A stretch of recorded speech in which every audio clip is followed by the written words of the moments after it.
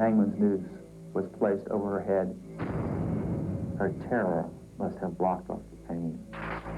He's a cop-turned-killer, and he documented his deadly deeds on the blood-stained pages of this book. I've always been a creative writer. Exclusive, Murder, He Wrote.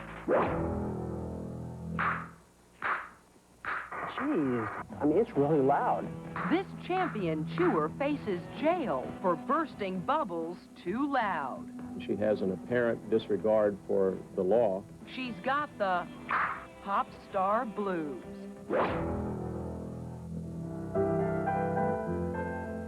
He brought his wife back from the dead with his unending devotion.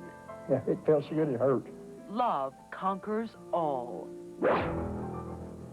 Hello, everyone. I'm Maureen O'Boyle. Welcome to A Current Affair for this Wednesday, January 8th. The only writing that most cops do is paperwork and parking tickets. But Deputy Sheriff Gerard Schaefer wrote much more than that. He penned a macabre manuscript that hid his darkest secrets. Steve Dunleavy has this exclusive report, Murder, He Wrote. The handcuffs were locked around her wrists and the blindfold placed over her eyes. She was then led away into the dark to the place of execution. Her eyes were filled with disbelief. Her terror must have blocked off the pain.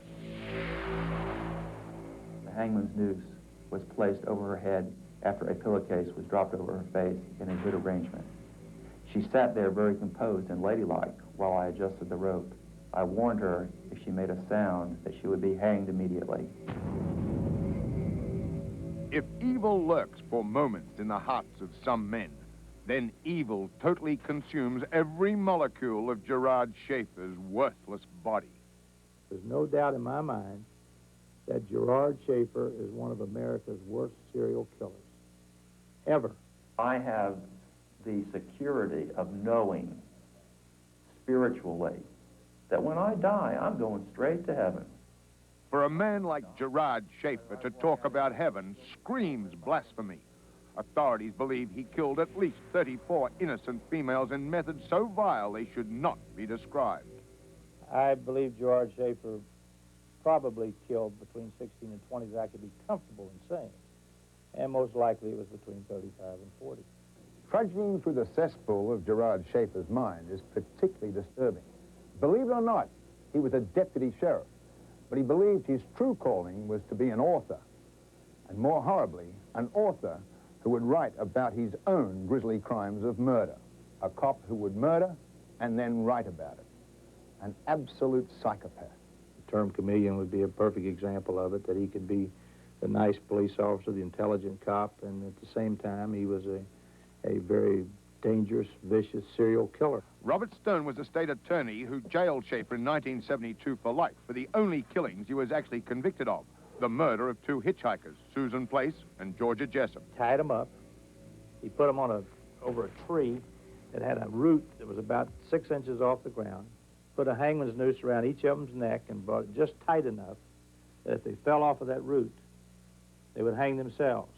And then Gerard Schaefer, the all-American cop, began his filthy game. He left them there for several days, going back each day and doing something to degrade them, sexually abusing them, taunting them, doing everything he could to just play games with them. But Deputy Sheriff Gerard Schaefer's games didn't end there. She choked and collapsed to her knees, then flopped onto her back. Gerard Schaefer is reading from his favorite book, a series of short stories he's written, a literal handbook on how to kill and how he killed. I think his writing was instrumental in convicting him. I believe in the way he made the descriptions that Schaefer was intending to describe a crime that he had committed. And the disgusting crime spree filled page after page, chronicling 36 murders. Martin County cops found in Schaefer's house the personal belongings of many missing young women whose bodies were never found. In one of Schaefer's writings, he talks about keeping a souvenir from each of his crimes of the victims. Schaefer's bloody trail ended with his superior officer, Sheriff Robert Crowder. He tracked down 2 young girls who endured a carbon copy attack, but miraculously escaped his clutches.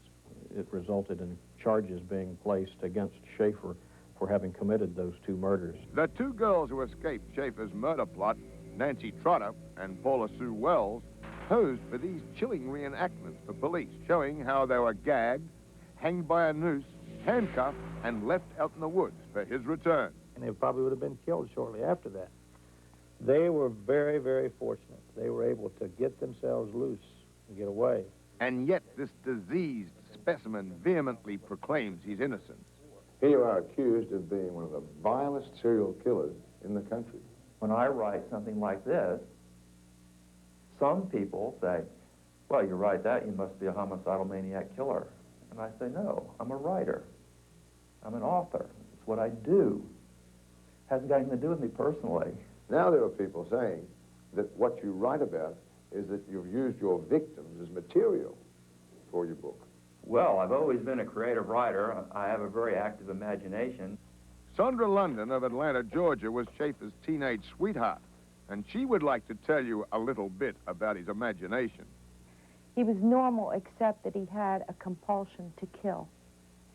And when he told me about his urge to kill, his desires to kill that he was struggling with, I personally could not deal with that. I was 17 when I left him.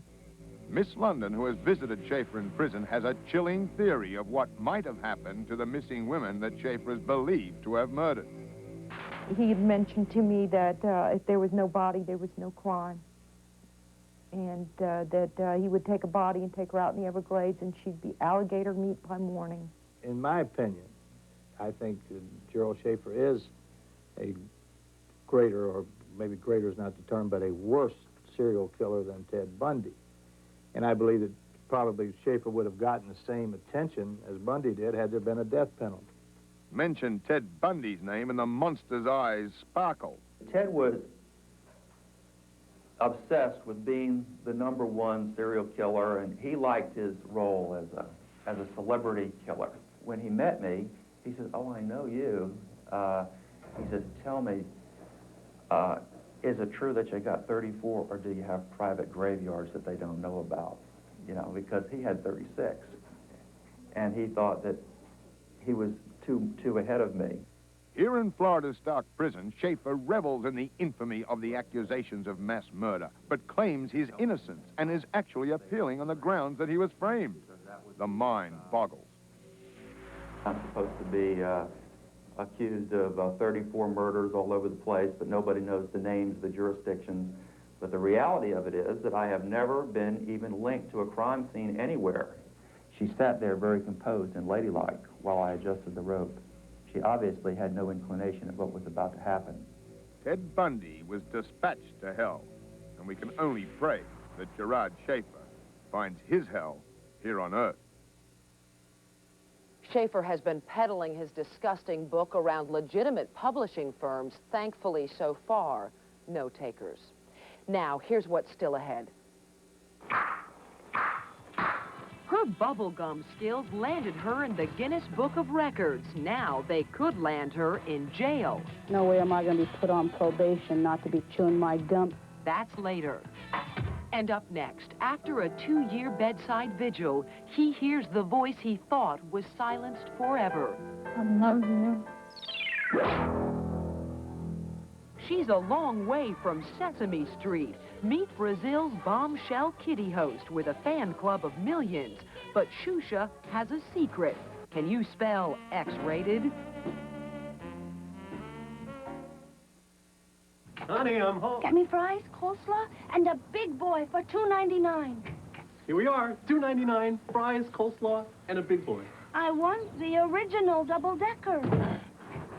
$2.99, fries, coleslaw, and a double-decker. I want the big boy.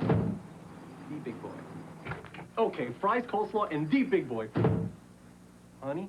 Now a big boy, fries, and coleslaw for only $2.99? Wow. Honey? There you are, an upper respiratory wreck. And there they are, NyQuil and a look-alike. It may not be NyQuil, but it's cheaper. The thing is, with NyQuil, you know you won't be up tonight coughing and sneezing, and you gotta rest. You're being paranoid. This is probably made by Vicks. Here it is in teeny print. It's not made by Vicks. This may be cheaper, but I'm not taking any chances. NyQuil, the only nighttime sniffling, sneezing, coughing, aching, stuffy head fever so you can rest medicine made by Vicks. Also available in new liquid caps. You do not want plaque in a new mouth, because a plaque mouth is a lonely mouth. Get a new mouth with Close-Up Anti-Plaque Formula.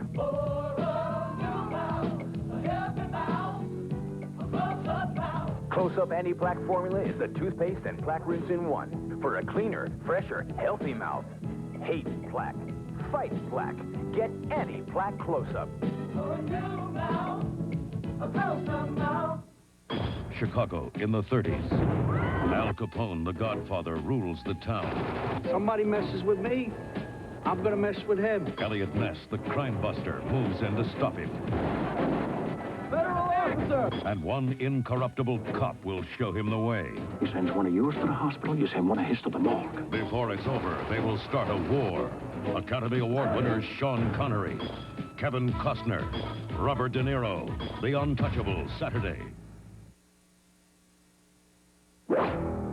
Joe Brashers and his wife Barbara pledged to treasure each other in sickness and in health. When Barbara wound up gravely ill in the hospital, Joe showed that he took that vow literally. Frank Grimes reports on the miracle that proves love conquers all. I love you. Love you too. This has been hard on you, hasn't it? It's been hard on both of us. The simple act of exchanging words is still a novelty for Joe and Barbara Brashers. Every day for 2 years, Joe sat with Barbara for hours, massaging her paralyzed body, talking to her, but she could not talk back. Barbara lay in a coma-like state, her eyes open, sometimes aware, other times not, but never able to communicate. I was trapped in my body. And we wouldn't give up. In October of 1989, Barbara Brashers was 43 years old, and she thought healthy. But then a blood vessel in her brain suddenly burst. After an emergency operation that saved her life, Barbara was left paralyzed from the neck down and unconscious. Doctors told her husband Joe to prepare for the worst. So I'd gone out, and contacted the cemetery, for services and so forth. But Barbara survived and remained in that coma-like state. I was scared. I just lived, basically, to get back, and spend as much time with her as I could. Joe retired from his refrigeration business to devote all his time to waiting for Barbara to wake up. Lonely hours at home were broken only by more lonely hours in hospitals and nursing homes tending to Barbara, always talking to her, even though he wasn't sure she could hear him. I would come down in the afternoon. I'd give her a hug and kiss her on the forehead or on the cheek or whatever, and ask her how she felt. And I'd tell her things were going to get better, that she was going to get better. Barbara says that many times she could hear Joe, but had no way to tell him. It was hell.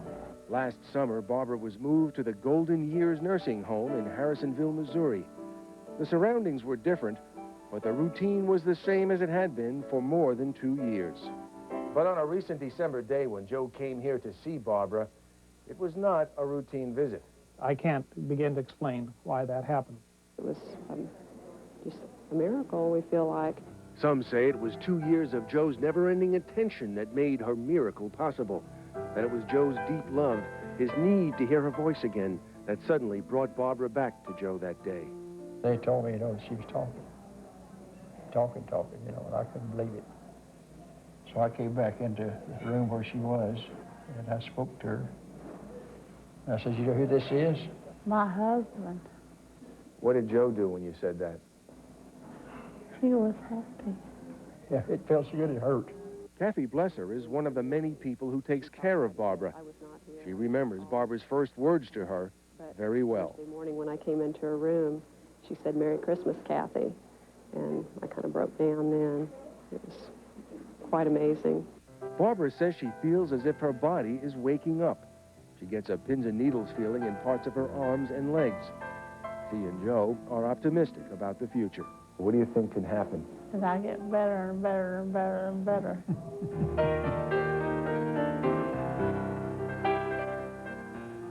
Let's hope she does. Now, in a moment, we'll meet a champion who's bitten off far more than she can chew. It's like a gun going off. But it's not a gun going off, it's her gum going off. And it's so loud it could put her behind bars. Coming up next week, the lawyer who cops say hid in a cupboard waiting to pounce on his estranged wife.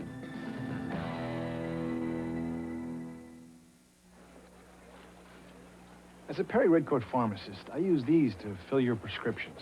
And I use these because only by listening to you can I help you. So if you have a question or need some advice, you know where to turn. Perry Drugstores. Come talk to us. We're there when you need us. Now, NyQuil is just $3.79 for new liquid caps or adult and children's formulas. Plus, pick up any 2 St. Ives shampoo and conditioner for the beautiful price of $5 at all Perry Drugstores. For 9 years, you have been thrilled, mesmerized, and on the edge of your seat. And now, on its 10th anniversary, the U.S. Hot Rod Thrill Show Spectacular will take you over the edge. It's a stunt spectacular. A world record attempt. 3 trailers, end-to-end, loaded with explosives. Plus the amazing Suicycle, mud racing elimination, Bigfoot, Taurus, and more. Brought to you by WRIF. Get tickets now. One night only, January 18th, the Silverdome. I lost my weight with Weight Watchers years ago, but this new plan they've got, it's really something. It's called Quick Control. It's simple and it's pre-planned and it's all written down by day. From day one, you're ready to go. There's so little weighing or measuring. This is not a hassle. It's great. It's simple to follow. It puts you in control right from the start. Weight Watchers would like to see you try our new Quick Control menus every day of the week. And after a few weeks, there'll be a lot less of you to see. Call Weight Watchers today and join for only $12.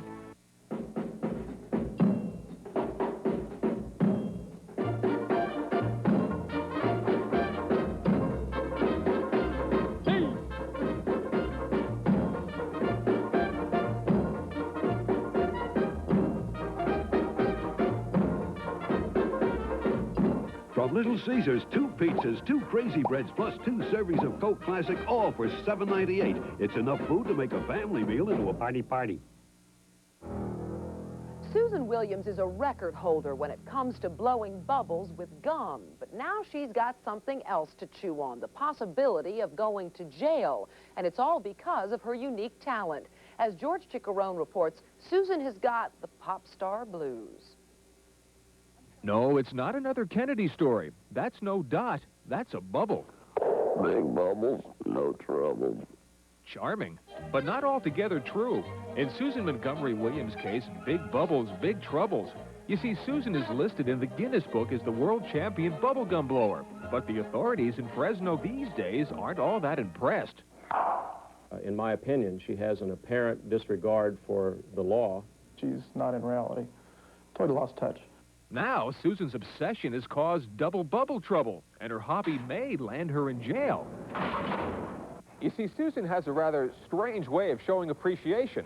About a year ago, while attending a rock concert here in her hometown of Fresno, California, Susan didn't want to clap and cheer like all the rest. No, she did this. TV doesn't do it justice, but Susan can puff her gum at an ear-piercing rate. So concert security officers arrested her for disturbing the peace at a rock concert. I was at a pop concert. I couldn't even pop my gum outdoors. The DA decided not to press charges and burst her bubble, and this chomping champ walked free.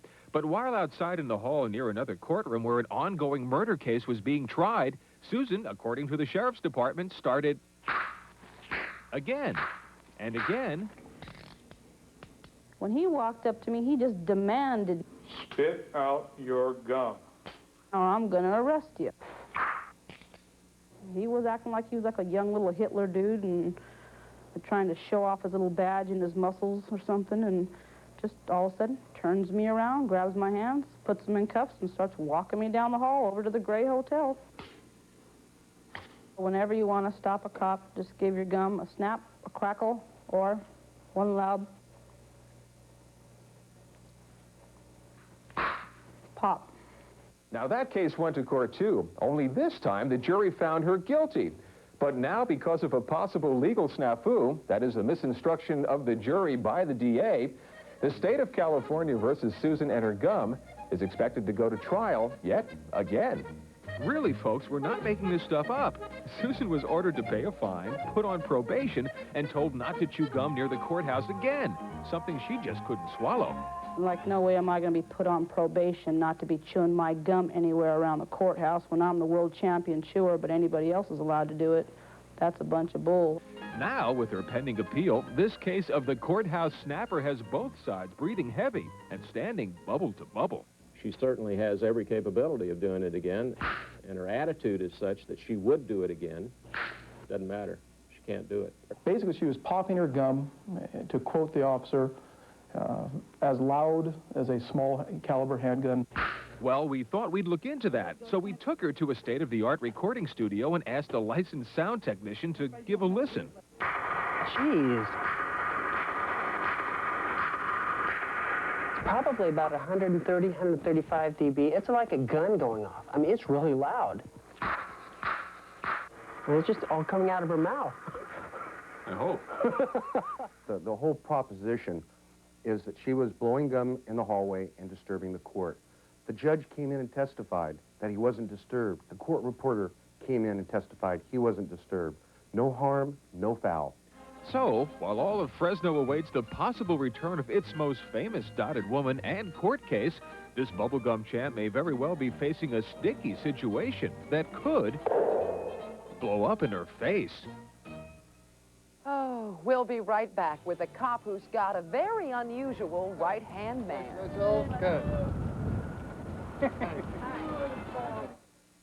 On the Denorex side of my head, I feel a tingling, like Denorex is working to get rid of my dandruff.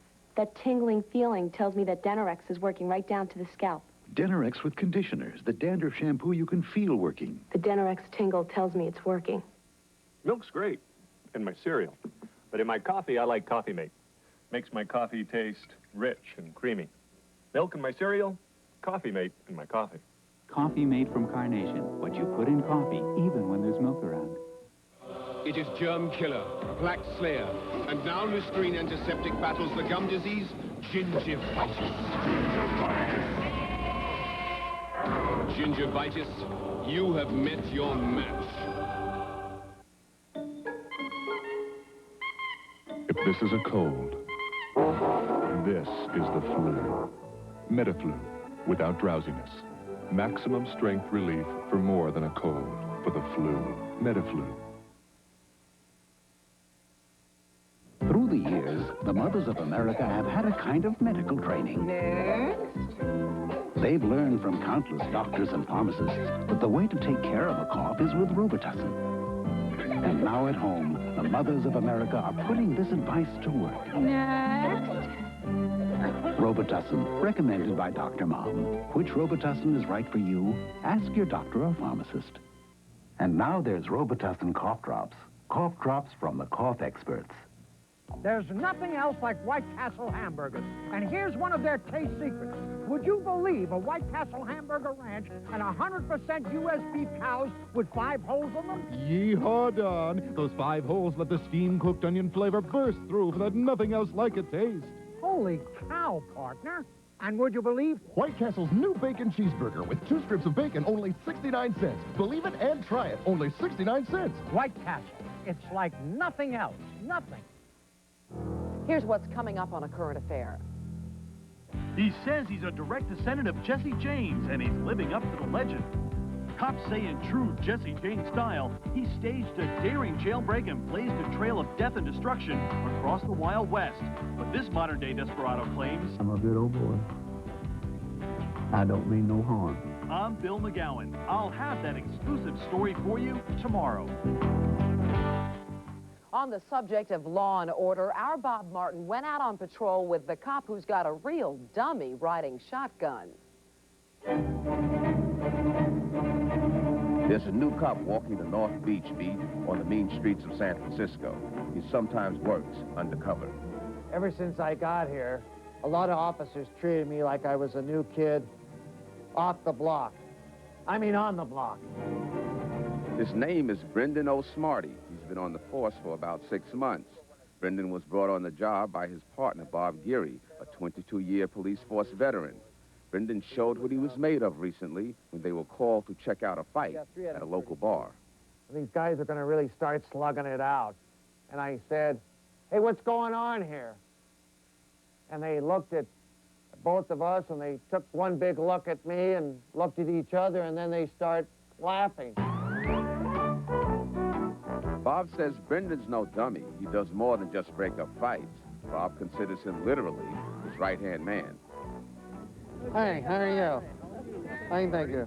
Bob and the puppet sitting alongside of him make strange partners, but Bob's kind of a strange guy anyway. Strange or not, Bob claims Brendan is an excellent crime fighter, despite his natural limitations. I get nervous around termites and dry rot. How old are you, Tin? I can't give you my age.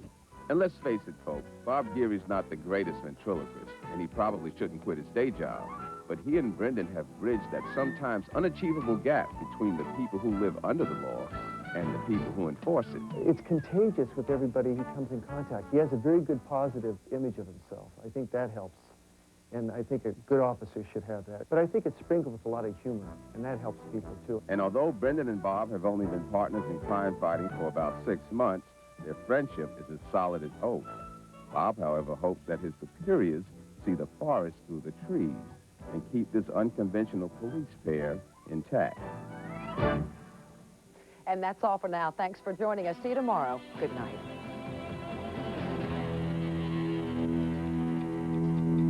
The Lions roar on TV2. Stick with Eyewitness News and Eli and Denny for full team coverage before and after the NFC Championship game Sunday at 4. For your ticket to Lions action, it takes 2. Like, I don't know you. You best be showing me you ain't the man. The peak of danger. How bad did that scare you last night? The edge of fear. I like being scared. The height of ecstasy. Don't like it too much. 2 cops at the end of the line. Man could get hurt. Jason Patrick, Jennifer Jason Lee. Nobody's got control. Rush, featuring the music of Eric Clapton. Rated R. Starts Friday at select theaters.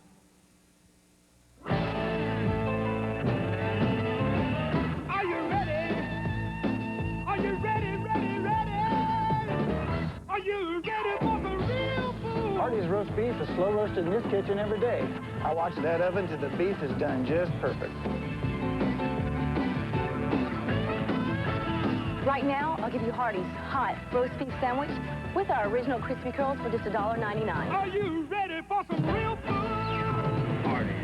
Well, the whole world is coming to the North American International Auto Show. Well, that's not technically true. Journalists and auto manufacturers from around the world are coming to Detroit, but... No, it is true. Every single person in the whole world is going to be there. That's ridiculous. Except Ed Creelman from Hawke Bay, New Zealand. He can't make it. That's the North American International Auto Show, January 11th through the 19th at the Como Center. The cars, the stars, 48 vehicle introductions, and just about everyone will be there. Except Ed. He's got that flu that's going around. The Terminator, born on the 4th of July. 49 cents every day, always at Sound Warehouse. Pretty Woman, Fantasia. 49 cents every day, always at Sound Warehouse. Home Alone, Kindergarten Cop. 49 cents every day, always at Sound Warehouse. Ghost, Star Trek 5. 49 cents every day, always at Sound Warehouse. Thousands of rentals, only 49 cents every day, always at Sound Warehouse.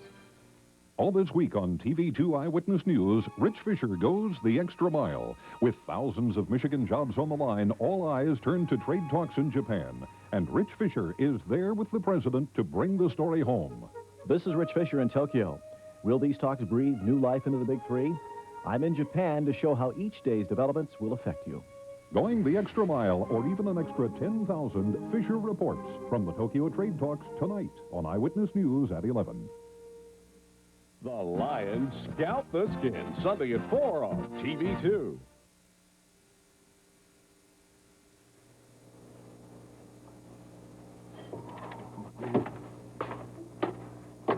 Lights out. Oh, come on, come on.